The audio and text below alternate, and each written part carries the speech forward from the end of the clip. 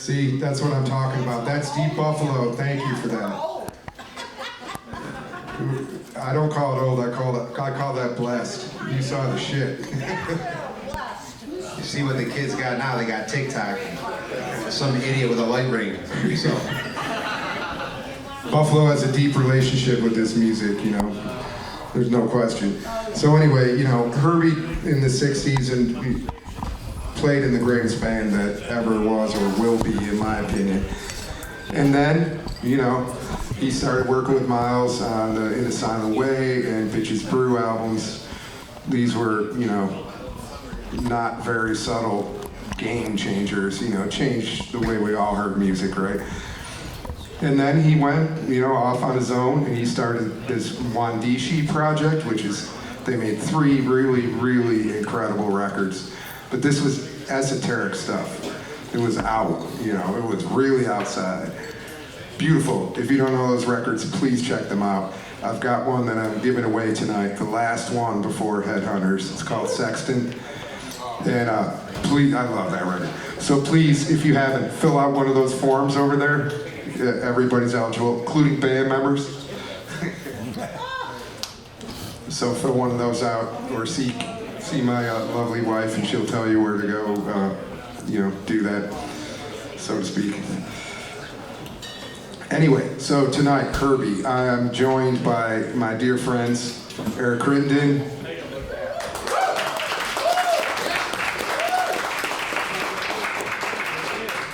I don't believe in the idea of best, but if I did, the best drummer in Buffalo, Damone Jackson.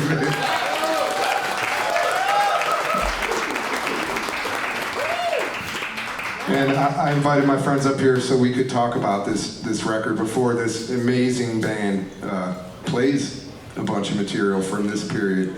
So, Herbie, you know, he's gone through the thing with Miles. He's done Wandishi.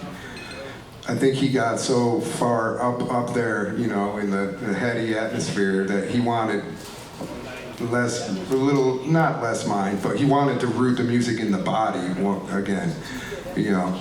So what was going on then? Sly and James Brown, you add that to the greatest jazz musicians alive, and you get something like this. Can you, Eric, maybe you first talk about what, you know, this Headhunters period means to you? Well, I remember it was like in the 90s, somehow I stumbled upon the Headhunters. I don't remember how, because I may or may not have been doing things in the 90s that we don't want to talk about right this second. However, those things were very mind expansive, shall we say. And I had a convertible, and I remember like driving around. Wait, what? I did. I had a convertible, man. It was like a Sunbird. It wasn't like a fancy convertible. It was like a Lackawanna convertible. It wasn't necessarily a Beverly Hills convertible. It was more Lackawanna, a couple potholes in the city. But it was still a convertible nonetheless, you know what I mean? I tried my best to Mac Allentown style, but, you know, it is what it was. But I was in a band, an alternative rock band called Last Lemming. And, shout out. And my whole life was like Floyd and Cheap Trick and Sting and the Police and all of these things, and it was great. And then somehow, some way, probably DeSanto, the Headhunters album wound up in my CD player that didn't skip.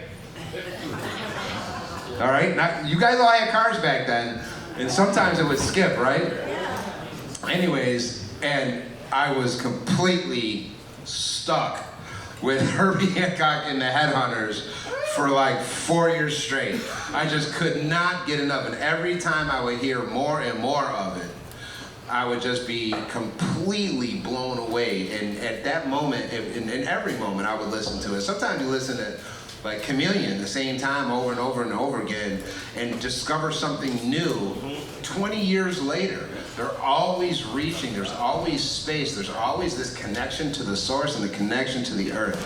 It's the craziest, and in my opinion, is what music should be. So I was like totally stuck there, and then the album that you guys are gonna raffle for, Sexton, just takes it to a whole other level of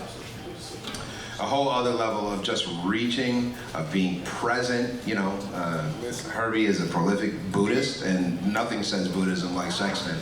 right? So, I mean, I can go on and on and on about my connection with Herbie, but like, to me, that was the seamless integration. That was the first time, in my opinion, as a musician, that I heard, for me anyways, the seamless integration of gut bucket soul and technical proficiency. Well said, man. Very well said. Jamal, man, tell us about how this music crept into your life and what it means. Well, this is crazy because coming from a background of musicality that didn't require reading music, I don't know how to read music still to this day. Right? I have a degree in music, and I remember in high school I started playing in a jazz band, and I remember telling my music teacher at the time that I don't know how to read music. So years later, I think 2 years later, I graduated from high school. Now, mind you, I'm a 90s baby, so I still grew up in the era of CDs and cassettes and all that. So when I broke out of the CD round and iPods started coming out, I had a little iPod that it was just a basic iPod, like the iPod original or iPod mini or whatever. But I never discovered what an iPhone was, right? This is crazy. So I go to the mall, the Galleria Mall, and I go into the Apple store for the first time. And I remember in high school in jazz band, I remember playing the song Watermelon Man for the first time. But I played the real good version of Watermelon Man, okay? And I'm thinking, okay, I go into this iPhone store, this Apple store, and I discovered an iPhone, and I saw this song Watermelon Man by Herbie Hancock on it. But it was the Headhunters version, not the real book version, right? Different animal. Now, I just graduated from high school. I'm in college. I don't have any money, and the money that I do have, I'm just blowing it. 18-year-old kid, you just blow it on whatever. I'm buying drums and stuff and all that, but whatever money that I had at the time, I go into this Apple store, and that was the first time I discovered an iPhone, and that's the first time I've ever bought an iPhone.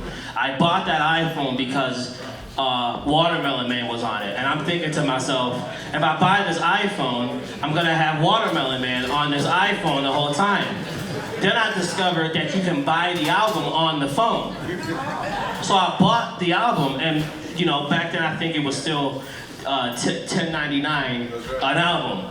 I'm blowing all my money on Herbie records, right? Or Herbie albums, but they're digital, But I kept going back to the Headhunters version and listening to Watermelon Man. I just remember, I will never forget the first time I heard that bass line on Watermelon Man. After when, the Coke bottles was being played, that doo-doo, doo-doo-doo-doo, and then that bass line comes in, and I had to been in that Apple store for about maybe 2-3 hours. I don't spend much time in stores that much, okay? But I could not stop listening to that song, and still to this day, I get the goosebumps every time I hear not only Watermelon Man on the Headhunters album, but just that album, that 4-track album, was that shaped my whole jazz experience, and it not only solidified to me what fusion was, but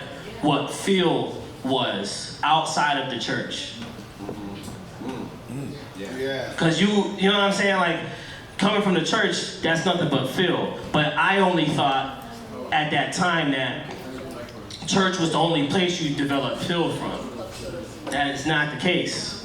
You turn on a Herbie Hancock record, especially from the 70s and on. I'm not saying any time before that was trash or anything, but it was a new sound at the time, the 70s.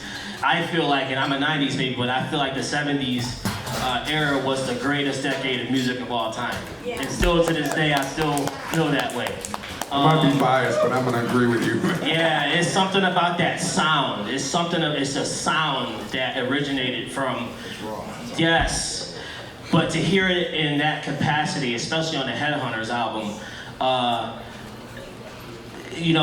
that created a strong foundation to how I play today. It's because of that album, you know, taking chances and having the confidence to take unwanted chances. I mean, Harvey Mason, I met Harvey Mason at the Rochester Jazz Festival, and I'm standing next to him, I'm like, my God, this is Harvey Mason. He played on the Headhunters album.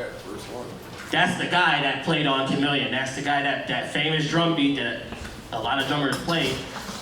That was Harvey Mason. And I had the pleasure of meeting him, and I'm just like, wow, like, thank you. All I said was, I couldn't say anything else but thank you. And that was it. And just the fact that it has that impact still to this day on the future, our future of the Buffalo music scene, or what it's going to be. The fact that, you know, 20-year-old, 19-year-old, 21-year-old young adults are getting ready to play this for you. That shows how much of an impact that album that you're going to hear tonight, just that album alone, the influence of what music is today and what it will be in the future. Thank you, Herbie Hancock. Yeah. You know, thank you.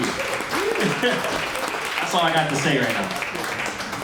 You know, on that tip, if I could just rip off that for a minute, I remember I was at the Clifford Brown Jazz Festival sometime in the 2000s. I have no idea when it was, 10, 11, whatever. But the Headhunters were playing there with Mike Clark, right?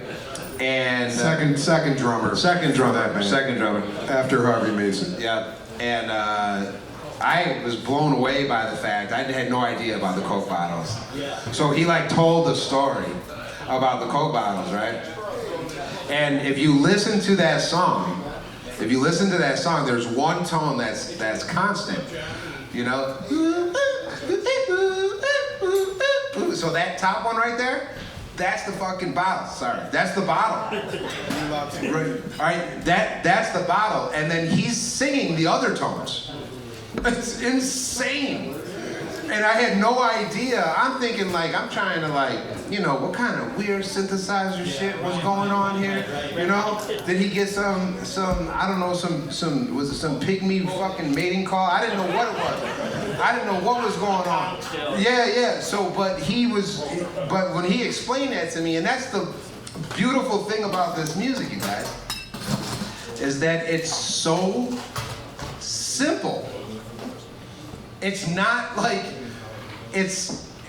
every jazz great will tell you, learn everything and forget it. And just be. Stop thinking. Benny, how many times do I say this in rehearsal? Stop thinking. Just be. So just be. And so I just really love that story. And then the other little thing that I want to say about that is my daughter Gracie, who's now playing more gigs than me now, which is insane. But I remember when she was very little, she was probably 6 or 7 years old. And she's in the shower, and I wasn't really paying attention, and like she's doing her thing, and all of a sudden I hear from the background, I'm like, is somebody playing this shit? What's going on? My daughter's in the shower singing this shit. And she's like, Daddy, can you play the song that goes, ooh, ee, I was like, hell yeah! Hell yeah, we gonna play that song. So yeah, definitely. Critt, you brought up an interesting point because you talked about the simplicity of this, right? And what was happening, and I do think, you know, I gotta credit Miles with kind of kicking this off, was, you know, these people are monsters, man. They all played bebop. That's the most sophisticated, complex, and difficult music there is, bar none. Classical music included. You know, and this is going on. And from that, Miles is like looking for simplicity again, right? Trying to root this back more in the earth and less in the brain, right? So, you know, he starts doing that. And there's a lot of this stuff, like this album we're doing coming up on the corner. There's a lot of one chord, right? But within that one chord, you're talking about simplicity and these riffs and stuff and repeating motifs, and you can play the whole universe, right? I mean, in a way that breaking it down to simplicity made it breathe again, made it more complex in a way, like for the players, in what you could find to say over one chord instead of these rapid fire repeating chord changes, right? Does that make sense? immense sense. You know, I think I read somewhere, it might have been in the Con book about Coltrane, and he's or no, it was The Kind of Blue. I think Con did that one too. Yeah.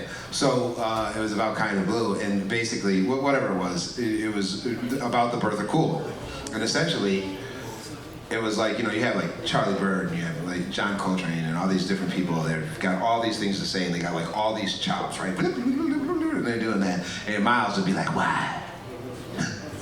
He would just be like, "Why are you doing that?"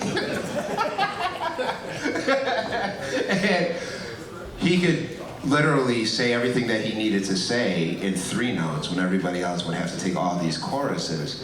And I always sort of liken it to life, right? Life is but one single breath.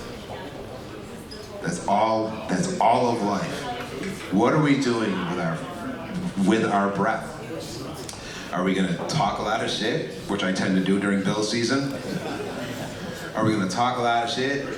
Or are we going to say something that's poignant enough with 3 words instead of writing entire essays, right? And I think that's what Miles was, because Miles could do all that. Early Miles, he could bebop his ass off. His first gig was with Charlie Parker, man. That's what I'm saying. And then he just hit a thing. And then again, Miles hit another thing when he was watching, if I understand the story correctly, right? He was watching Sly at the Newport Jazz Festival. That's what happened. And was like, I'm never playing straight ahead jazz again. Ever.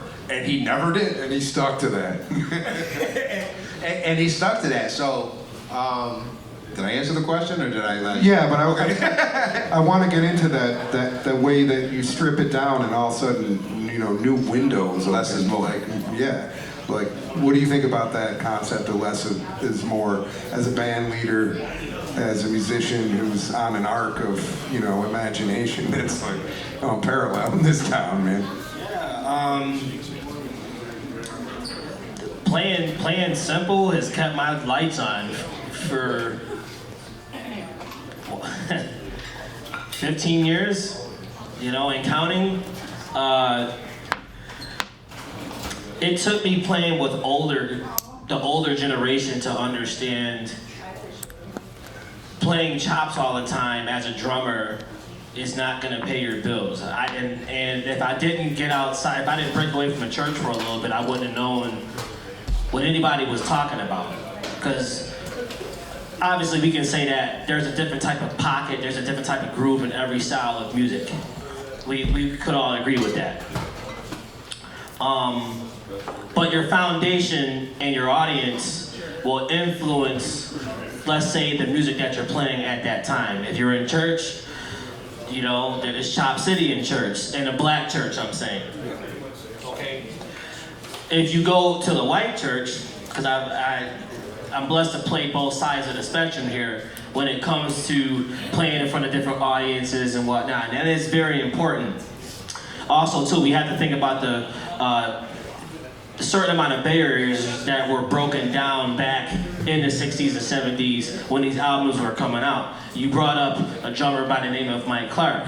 I didn't know Mike Clark was a white drummer. Okay, that's a whole. Did not play like one. And didn't play like one. However, that different type of background, that different type of environment, he brought his approach to the black culture and vice versa. Okay. When you play in front of different audiences or different environments, musically, you learn a different feel, you learn a different approach, you learn a different dynamic, meaning volume, how loud you play, how soft you play. If you play in front of the beat a lot, if you play behind the beat a lot, there's a different approach to that. Playing simple allows you to listen more as a musician. And it's hard to listen as a musician. It's hard to listen, especially if you're, I don't want to make it all about the drums, but again, as a drummer, y'all all know me as a drummer. So sometimes when a lot of people will approach me and say, hey, why do you play so many gigs? But nobody will ever ask me, you play so many versatile gigs. They just, you know what I mean? Like, the versatility will make you not only a well-rounded musician, but it will make you approach the music in a different way.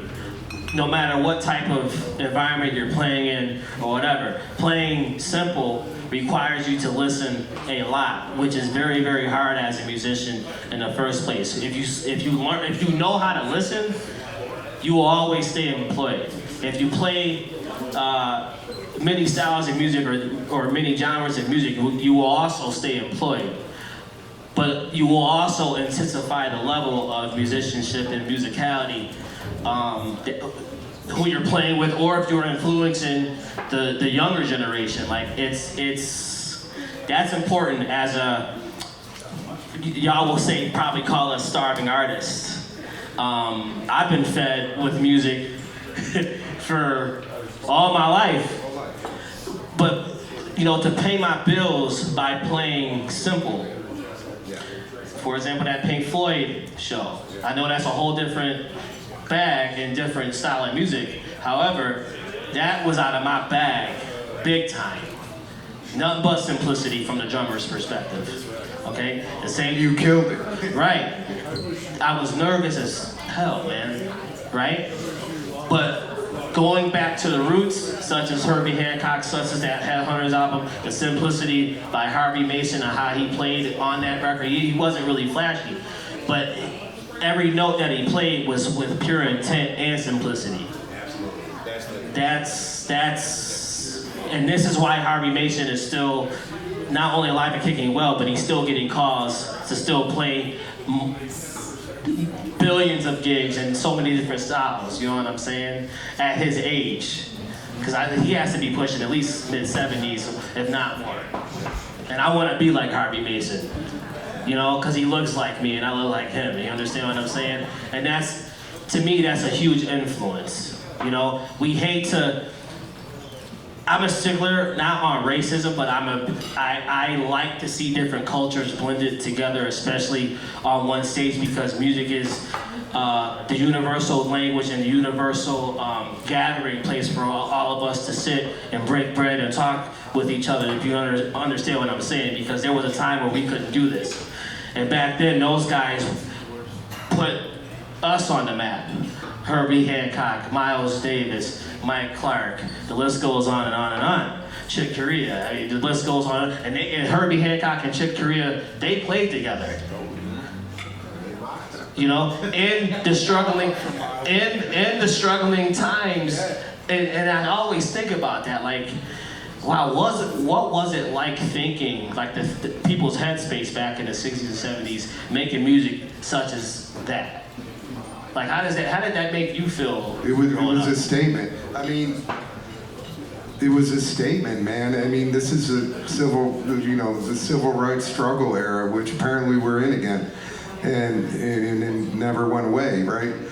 We got to be vigilant. But this music was full of that, right? This is people defining who they are, owning their culture, celebrating their culture, and then inviting us all our cultures to come together, right, in this thing, this musical gumbo, right?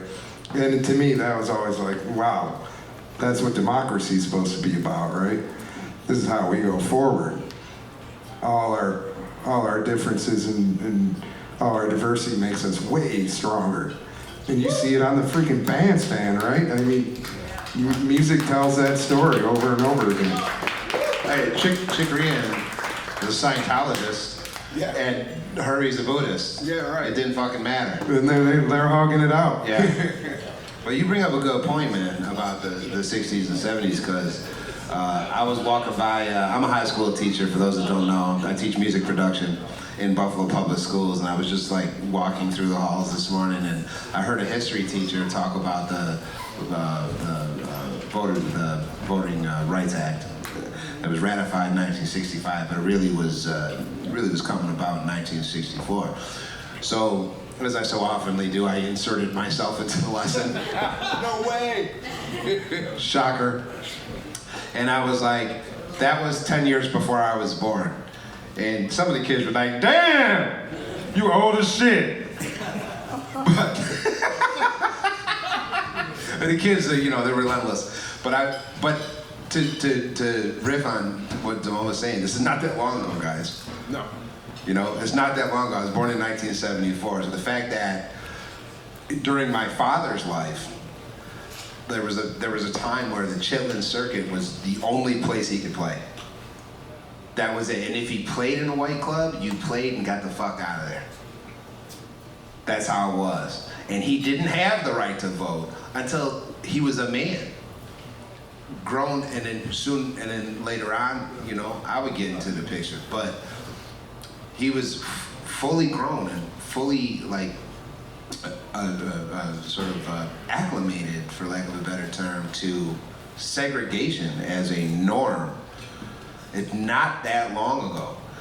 And so music is that great solidifier, you know? And all of that tumult was going on back then. All of it. Culture wars, revolution, right? People coming out of the Vietnam War. Everybody started asking questions like, what is really going on? Why are we in Vietnam? Nobody can answer the fucking question, right? Nobody can answer. They still can't answer the fucking question. Why were we there? Like, why are we in Iran now? We don't need to go there. But like, you know what I'm saying? So music is the great solidifier when it comes to that. More so, I read somewhere too that music gathers people in mass more than religion. Think about it. Think about the festivals. Think about it. You got every race, culture, socioeconomic status, position, you got them all together. Stanking and dancing. With a hula hoop and shit. Or all together. And for those 2 hours, or if you're at a dead show, 6 hours, if for that amount of time, we are all one behind the groove. And I think that that's what Herbie was doing. Man, there's nothing to add to that. I think that's what's up. That's the story of this music. Does anyone out here have anything they'd like to say? You got some particular connection to this that you want to talk about? Or do you just want to hear the band play it? Yeah.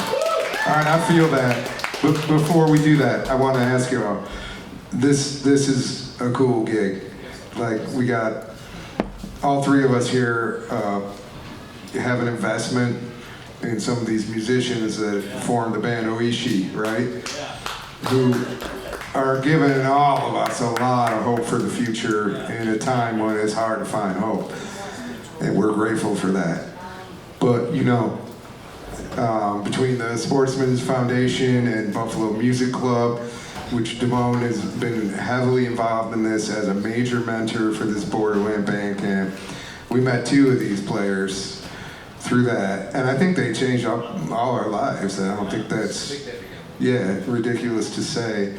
And I'm emotional because this is like full circle moment, you know, like, you know, child is father to the man type shit.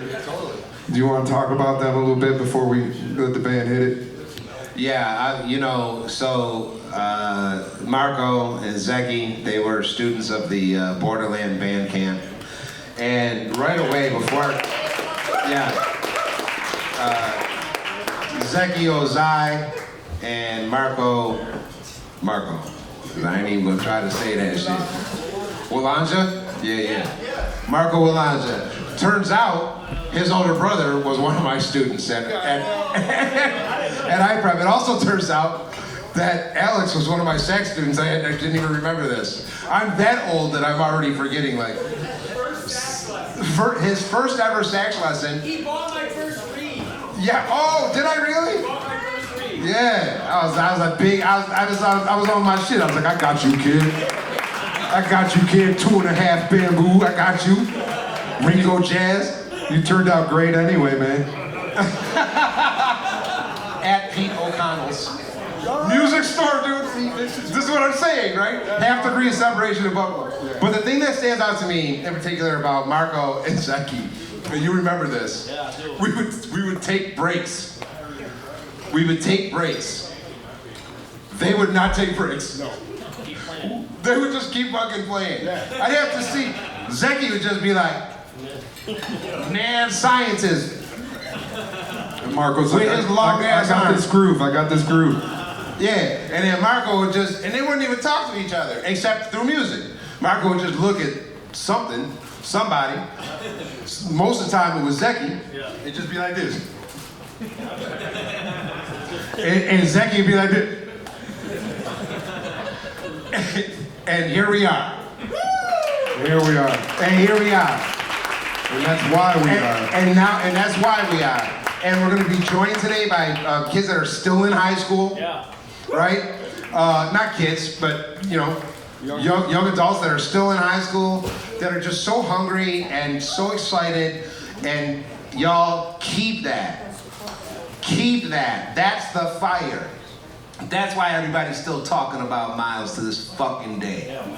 That's why they're talking about Herbie to this fucking day.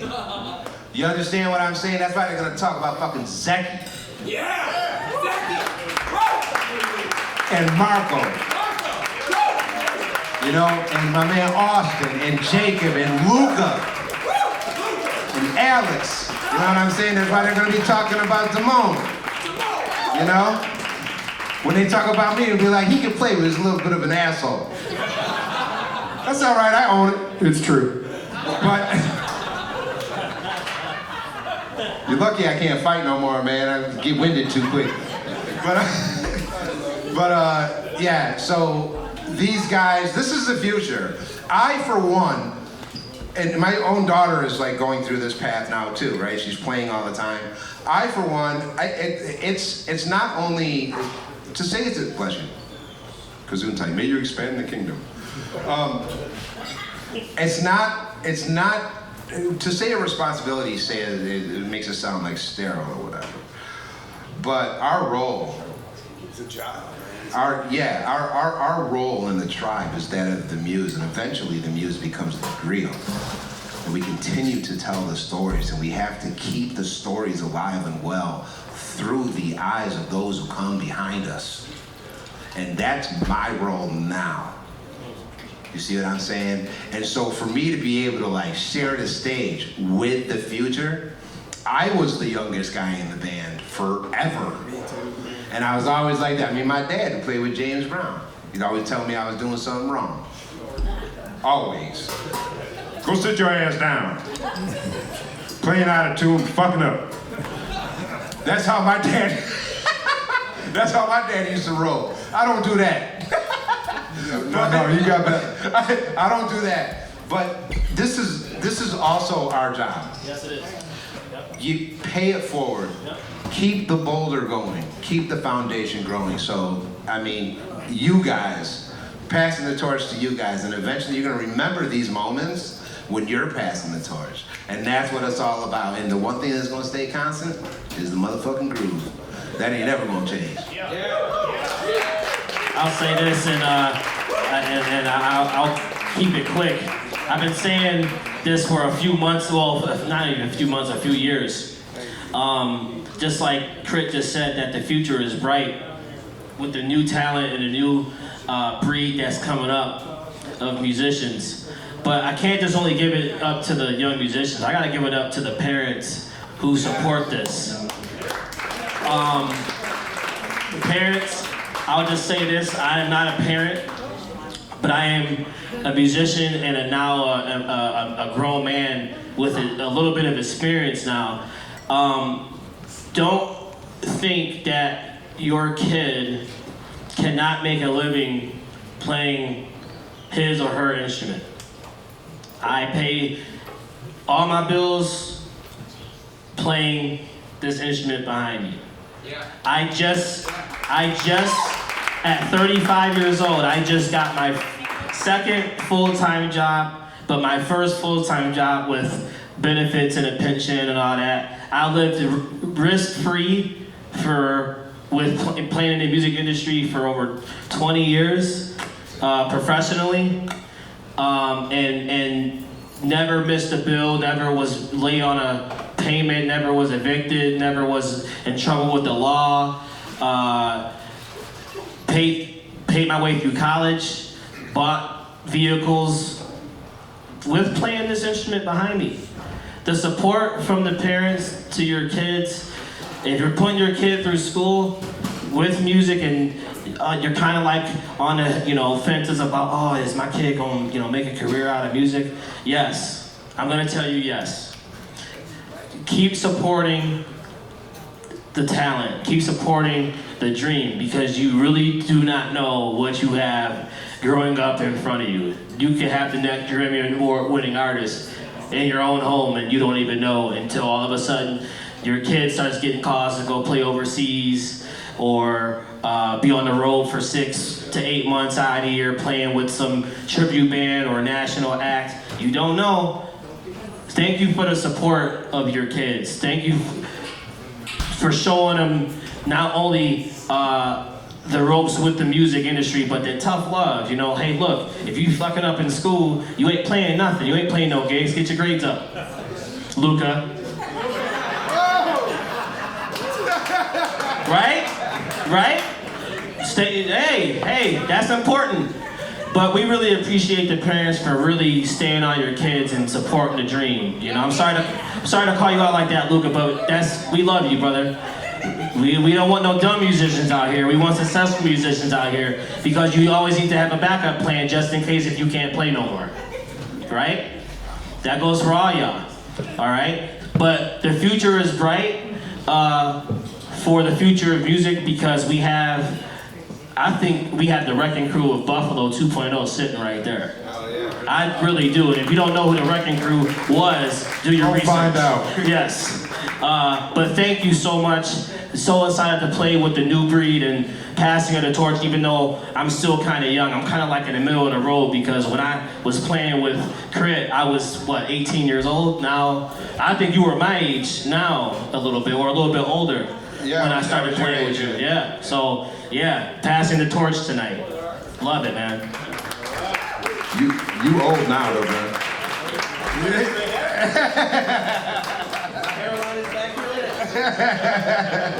Yeah, at 52, I decided to grow fucking dreadlocks. Hey, listen, some people's midlife crises are girls and cars. Mine are dreadlocks. So You look freaking great, bro. not that I'm opposed to girls and cars. I thought you just went to Mexico. I'm in the witness protection program. It's a thing about the 90s. We'll talk about it off stage. All right, before this goes way south,